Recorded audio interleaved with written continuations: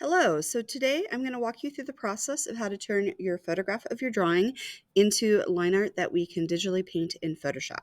Before we start the process, you need to make sure that you have a copy of your photograph downloaded to your laptop so that you can access it easily in Photoshop.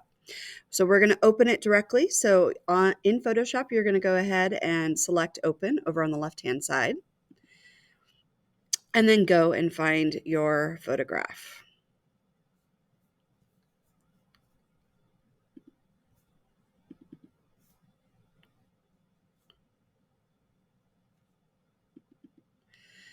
Now, ideally, your photograph should be very clear with no shadows, well lit, and there should be none of the wires from your sketchbook showing. If you have any of those problems, you might need to retake your photograph, or if it's something like the wire edges or some extra bits that aren't going to need to be included in the final version of your artwork, you might be able to crop those. If you need help with that, please let me know. So once we have our photograph in here, we need to make sure that we have our layers panel up and our channels panel up. So if you remember, we can access those by using the window tab. So I'm going to go ahead and open up my layers. And then I'm also going to go ahead and open up channels. And I'm going to pull these out so that you can kind of see them a little bit more clearly. So following along with the handout that I gave you, the first thing that we need to do is increase the contrast so that our background paper is as white as possible, and so that our lettering that we've done in pen is as dark as possible. That's going to make the rest of the process a whole lot easier. So to do that, the first thing that you're going to do is you're going to go up to Image, which is up at the top here, and then select Adjustments. And the option that we are going to choose is black and white. And so this is going to convert our image to just black and white. So if there's any kind of weird lighting that might give a blue cast or a red cast or purple cast to your image, it will take that out. So we're going to go ahead here and go down to black and white, select that. Usually the preset options that are already selected are good, but if you need to adjust, obviously you can go ahead and do that. You want to make it so that your background is as light as possible. So I'm going to go ahead and hit OK and apply mine. The second thing that actually that did not do what I wanted it to do, so I'm going to undo it. We're okay. Yeah. And then I'm going to go back to the same place. So I'm going to go back up here to Images and go to Adjustments. And instead of black and white, we're now going to select Brightness and Contrast. It's right here, the very first option.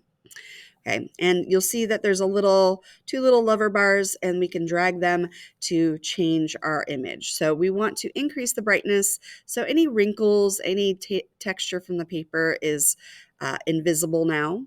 And then we're going to increase the contrast just in case we lost some of the edge to our line art, particularly if you didn't have a lot of line weight. If your lines are very thin, that's going to help kind of increase the thickness of them. And then once you have it the way you like it, you're going to go ahead and hit OK. So it should, at this point, look a little bit less like an actual traditional drawing and look a little bit more like a digital artwork. The next step is going to be the important step. So this is the part where we're going to actually get rid of that white background so that we can color behind and within our lettering. So to do that, we're going to go ahead and go to our Channels tab, which we've already opened. Okay. Now, if you have your laptop set so that your keyboard is not visible, you need to make sure that your keyboard is visible because we are going to be using shortcuts on the keyboard to do this process. So the first thing that you're going to do is you're going to hit Control on your keyboard, and that's over on the left-hand side on the bottom. And as you do that, you're going to go ahead and click where it says RGB in channels. And that is going to actually select all of our channels. Okay. And you're not going to really see anything kind of noticeably different, but it has made sure that it selected it. And then you're going to go ahead and actually click on Control, Shift, and I. So what this is going to do is kind of inverse the area that we have just selected with our previous step. So we're going to do Control, Shift, and I. So you'll see that the little kind of dotted lines for your selection has now kind of flipped itself. This point, we're done in the channels area. Make sure that you keep your area that you have selected on your document selected, and you're going to click on your layers tab. Okay. So on your layers tab now, we need to go ahead and add a layer mask. So I've already shown you down here to add new layer. If you kind of scoot over a little bit towards the left, there is going to be an icon here that looks a little bit like the Japanese flag. So it's a rectangle with a circle inside. This is your layer mask button. So we're going to go ahead and click on this. And what should happen is our white background disappears and we suddenly have a transparent background. And look at that. That's what it has done. So now we can actually go ahead and do our coloring. You'll need to go ahead and create a new layer. You don't want to work on top of your layer that has your mask and has your lettering.